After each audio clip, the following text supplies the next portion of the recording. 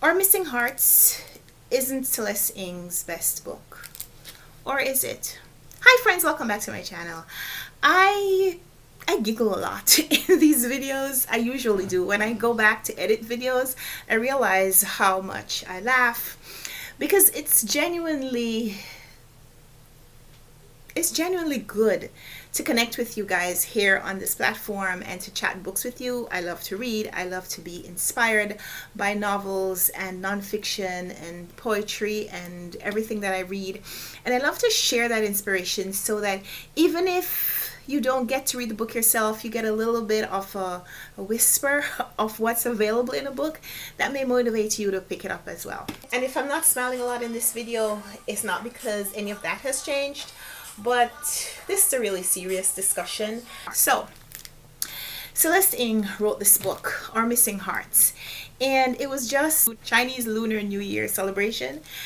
And there's a lot of anti-Asian sentiment in our society right now. There are lots of reports of just random violence towards people of Asian background. Like, there have been stories where a man is just walking on the street, going about his day, and someone just comes and sucker punches him, and he falls and he gets hurt, and it's terrible. And then we move on to the next story where a woman is assaulted because she's Asian. Like, there's no other motive. And I'm using that word motive like this because over the weekend, in the middle of the Chinese New Year celebration, there was a mass shooting at a celebration, at a celebratory event. And I was listening to the news about that. I'm holding up the book because all of that is about this book. I was listening to the news report, and they mentioned they haven't yet found a motive for why this mass shooting occurred. And I was like, there's no motive. Like, there's no motive aside from a person is disturbed and they think that they hate the world, and so they decide to find some victims who are vulnerable. I don't know, but there's no motive because these people on who these heinous crimes are committed have done nothing usually to the perpetrator, so there's no motive. There's no reason for this person to have been hurt or killed. There's no motive. But anti-Asian sentiment is not new. It's happening in 2023, but it happened in 2022. It happened in 2021. It happened in a big way in 2020 when there was talk about COVID being called a Chinese flu and all kinds of nonsense because regardless of where it originated, you don't have to be Asian or Chinese to get it. So, let's just do away with some of that. There's stuff dating back from the war in Vietnam and World War II, and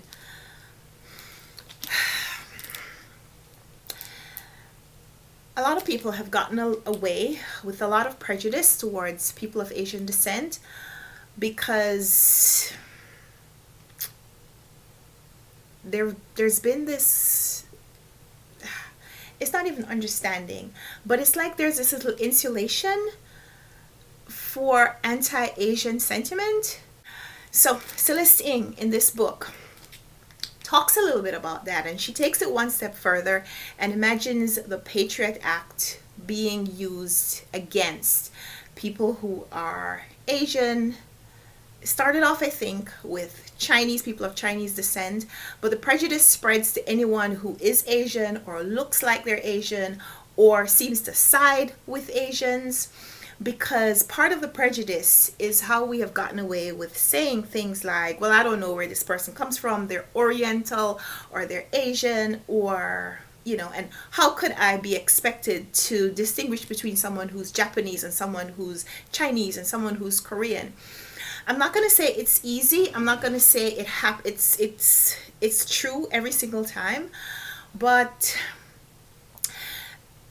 a really easy way to tell people who are Chinese different from people who are Japanese, different from people who are Korean, is maybe get to know them as individuals. um, yeah, get to know them as individuals. Ask some questions, have a conversation with someone, ask them about their background. Quite often, um, quite often, the more you get to know someone, the better you understand them, the less likely it is that you will group them in, these big pools and stereotype against them. And, the thing that breeds prejudice won't happen because you have gotten to know people as individuals. So, all of that to say, Our Missing Hearts by Celeste Ng is about a boy, who separated from his mother and trying to understand why. And the separation has come about because this Patriot Act, this what's called a pact, has been seeking to separate families, whether explicitly or doing things to break people's trust, break people's connection. And so this is not Celeste Ng's best work in terms of how visually representative Little Fires Everywhere was, how, I don't know, kind of thriller based Everything I Never Told You was. But this describes something that is a lot more significant, a lot more impactful. And so this book is probably her best book because it's the one that's probably going to have the most impact. There's poetry in here, and there is the power of the written word in here, and there is a lot of societal issues in here. And so